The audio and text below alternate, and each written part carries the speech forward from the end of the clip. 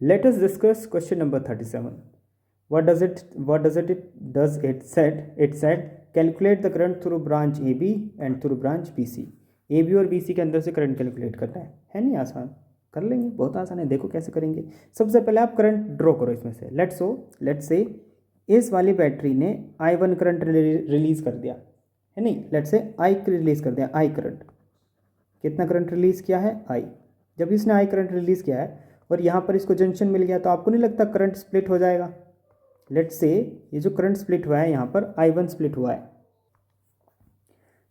I1 current split हुआ है, यहाँ पर पहुँचा है I1 और यहाँ पर देखो एक बात बताओ, अगर यहाँ I है और यहाँ पर I पहुँच गया और आपको नहीं लगता कि यहाँ पर इन दोनों का डिफरेंस पहुँचा होगा, तो मैं बोलता हूँ कि यहाँ पर जो करंट पहुँचा है वो I माइनस के I1 पहुँचा है।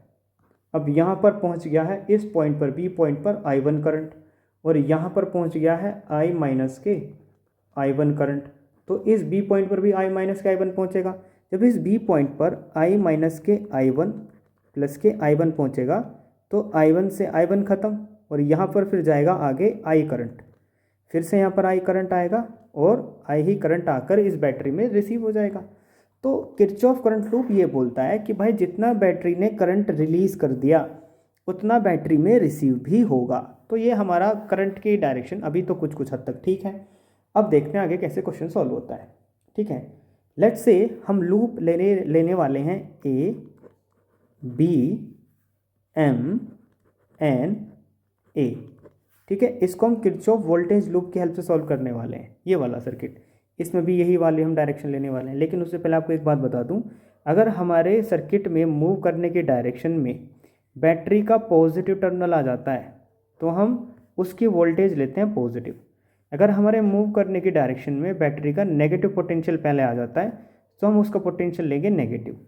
अगर हमारे मूव करने की डायरेक्शन में करंट के साथ साथ रेजिस्टेंस भी आ जाता है, ये देखो ऐसे, लेट्स से करंट की डायरेक्शन हमारे मूव करने की डायरेक्शन में है और रेजिस्टेंस बीच में आ गया, तो हम लेंगे पॉजिटिव के I इंटू आर, क्योंकि पोटेंशियल लेना है। अगर हमारे मूव करने की डायरेक्शन में करंट की डायरेक्शन आ गई ऑपोजिट और उसमें लग रहा था कोई resistance R, let's say I current, तो इसमें से प्रोड्यूस होने वाला, इन दोनों पॉइंट्स पर प्रोड्यूस होने वाला पोटेंशियल कितना होगा? माइनस के I इंटू आर। ये बातें ध्यान रखनी है। चलें सॉल्व करें, ईजी सी बात है। देखो भाई कैसे सोल्व करेंगे। लेट्स से हम ए बी एन, हम ए से बी चलेंगे, बी से एम, एम से एन, एन से ए जाएंगे। लेट्स से आप ए से बी गए, ए से बी गए और आप चल रहे हो ए से बी की डायरेक्शन में, तो आपको करंट भी मिल गया आपके चलने की डायरेक्शन में। तो ये लिया जाएगा, देखो यहाँ पर कितना करंट पहुँच रहा है? I माइनस I1, रेजिस्टेंस 5, तो पोटेंशियल कितना होगा? V equal to I R से कैलकुलेट करोगे, और V equal to I R क्या बोलता है? पोटेंशियल। तो करंट कितना है इसमें? I माइनस के I1 इंटू पोटेंशियल कितना है? 5, तो इसको यहाँ लिख देंगे। हम पहुँच गए इस पॉइंट पर। अब आपसे बी से एम की तरफ जाना है। जैसे ही आप बी से एम की तरफ जाओगे तो आपको पता चलेगा करंट की डायरेक्शन तो आपके चलने के अपोजिट है, तो ये I1 और रेजिस्टेंस किससे लिया जाएगा? इन दोनों का प्रोडक्ट लिया जाएगा नेगेटिव, माइनस के 10 I1। बोलो समझ में आया नहीं आया? ठीक है, अब आप एम से चलोगे एन की तरफ, एम से एन की तरफ चले और बैटरी का पॉजिटिव टर्मिनल मिल गया। मैंने ये बोला था अगर आपको बैटरी का पॉजिटिव टर्मिनल मिल जाए आपके चलने की डायरेक्शन में तो आप सेम साइन रख दोगे, तो प्लस के 5। और किरचॉफ वोल्टेज लॉ बोलता है कि एक लूप के अंदर चलने पर मिले सभी वोल्टेज का सम कितना होता है? 0 होता है, क्योंकि एन से ए के बीच में कोई भी डिवाइस नहीं है। इसको बोलोगे आप इक्वेशन नंबर फर्स्ट। अब आप चलो बी से सी, सी से डी, डी से एम, एम से बी। ठीक है, अब इस लूप में आप बी से एम चले, करंट की डायरेक्शन में चल रहे हो, है ना? ये देखो करंट की डायरेक्शन, ये रही करंट की डायरेक्शन, तो कोई मसला ही नहीं है। तो 5 इंटू I1 करंट फ्लो हो रही है, I करंट फ्लो हो रही है, I करंट फ्लो हो रही है। कितनी करंट फ्लो हो रही है? I करंट फ्लो हो रही है। तो यहाँ पर प्रोड्यूस पोटेंशियल कितना होगा? लेट्स से इस पर करंट आ रही है I और पोटेंशियल रेजिस्टेंस कितना है? 5, तो V equal to I R, तो 5 इंटू आई नहीं होगी। अब आगे चलेंगे, ये भी करंट की डायरेक्शन प्लस, यहाँ पर भी कितना करंट फ्लो हो रहा है? I करंट फ्लो हो रहा है, I इंटू 20I, तो 20I। नहीं समझे आप? अब देखो आपको बैटरी का नेगेटिव पोटेंशियल टर्मिनल मिल गया, तो यहाँ लिखोगे आप 10 वोल्ट की बैटरी। ठीक है, आगे चलेंगे, आगे चलने पर आपको क्या मिलेगा, जंक्शन मिलेगा।